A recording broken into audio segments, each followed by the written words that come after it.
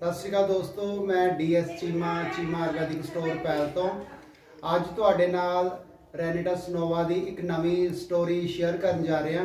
ये मेरे भूआ जी ने, इन्हों मैं प्रोडक्ट दिता सीगा 3 तो 4 महीने पहला।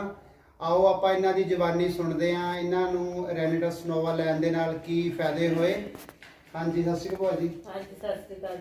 हाँ जी, तुसी ये प्रोडक्ट तुहानू की तकलीफ सी, तुसी कदों लिया सी? मैनू ते बहुत तकलीफां सी, मेरे मतलब मेरा शरीर भी बहुत जली कमजोर हो गया सी। ठीक है। फिर नाले मैनू खांसी भी सी, साह भी सी। ठीक है। सारी बहुत प्रॉब्लम सारियां मेरियां ठीक हो चुकियां ने। ਅਸੀਂ ਸਾਰੀ फैमिली मतलब खा रहे हैं, सारे ठीक है। ठीक है। मेरे बेटे का भी कोलेस्ट्रॉल वादा सी, वो भी ठीक है। ठीक है जी। हाँ जी, हाँ सारे ठीक है। बहुत ਵਧੀਆ ਚੀਜ਼ ਹੈ, ਤੁਹਾਨੂੰ ਸਾਰਿਆਂ ਨੇ ਖਾਣੀ ਚਾਹੀਦੀ ਹੈ। ਠੀਕ ਹੈ ਜੀ। हाँ जी। ਤੇ ਤੁਸੀਂ ਹੁਣ ਇਹਨੂੰ ਕਿਸ ਤਰ੍ਹਾਂ ਖਾ ਰਹੇ ਹੋ ਕੈਪਸੂਲ ਨੂੰ? मैं तो 2 ਸਵੇਰੇ ਖਾਣੀ, ਇੱਕ ਸ਼ਾਮ ਨੂੰ ਖਾਣੀ ਹੈ। ਠੀਕ ਹੈ।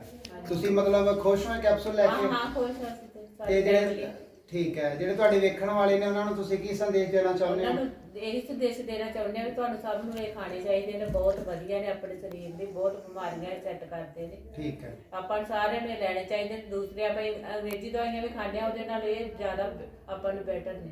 ਠੀਕ ਹੈ। ਇਹ ਸਭ ਤੋਂ ਜ਼ਿਆਦਾ ਆਪਾਂ ਨੂੰ ਵਰਤਣੀ ਚਾਹੀਦੀ ਹੈ, ਬਹੁਤ ਵਧੀਆ ਨੇ। ਠੀਕ ਹੈ। ਹਾਂ, ਸਭ ਨੂੰ ਖਾਣੀ ਚਾਹੀਦੀ ਨੇ। ਦੋਸਤੋ, ਇਹ ਰੈਨਡਸ ਨੋਵਾ ਕੈਪਸੂਲ ਭੂਆ ਜੀ ਨੇ ਖਾਦੇ ਤੇ ਇਹਨਾਂ ਨੂੰ ਬਹੁਤ ਫਾਇਦਾ ਹੋਇਆ। ਤੁਸੀਂ ਵੀ ਇੱਕ ਵਾਰੀ ਇਹ ਕੈਪਸੂਲ ਨੂੰ ਜ਼ਰੂਰ ਟਰਾਈ ਕਰੋ, ਕਿਉਂਕਿ ਬਹੁਤ ਸਾਰੀਆਂ ਬਿਮਾਰੀਆਂ ਇਸ ਤਰ੍ਹਾਂ ਦੀਆਂ ਨੇ ਜਿਹੜੀਆਂ ਅੰਗਰੇਜ਼ੀ ਦਵਾਈਆਂ ਖਾਣ ਦੇ ਨਾਲ ਸਗੋਂ ਵੱਧਦੀਆਂ ਨੇ, ਘਟਦੀਆਂ ਨਹੀਂ ਹੈ। ਇਹ ਕੋਈ ਫੂਡ ਮੈਡੀਸਨ ਨਹੀਂ ਹੈ, ਓਨਲੀ ਫੂਡ ਸਪਲੀਮੈਂਟ ਹੈ ਜਿਹੜਾ ਸਾਡੇ ਸਰੀਰ ਦੀ ਨੂੰ ਡਿਟੌਕਸ ਕਰਦਾ ਔਰ ਬਿਮਾਰੀਆਂ ਤੋਂ ਬਚਾਉਂਦਾ। ਕਿਉਂਕਿ ਇਸ ਬਾਡੀ ਦੀ ਇਮਿਊਨਿਟੀ ਜਦੋਂ ਤੁਹਾਡੀ ਸਟਰੋਂਗ ਹੋਊਗੀ ਤਾਂ ਬਿਮਾਰੀਆਂ ਆਪ ਹੀ ਨਹੀਂ ਲੱਗਣਗੀਆਂ, ਔਰ ਜਿਹੜੀਆਂ ਲੱਗੀਆਂ ਹੋਈਆਂ ਬਿਮਾਰੀਆਂ ਨੇ ਹੌਲੀ ਹੌਲੀ बॉडी ਨੂੰ डिटॉक्स करके ठीक हो जांदियां ने।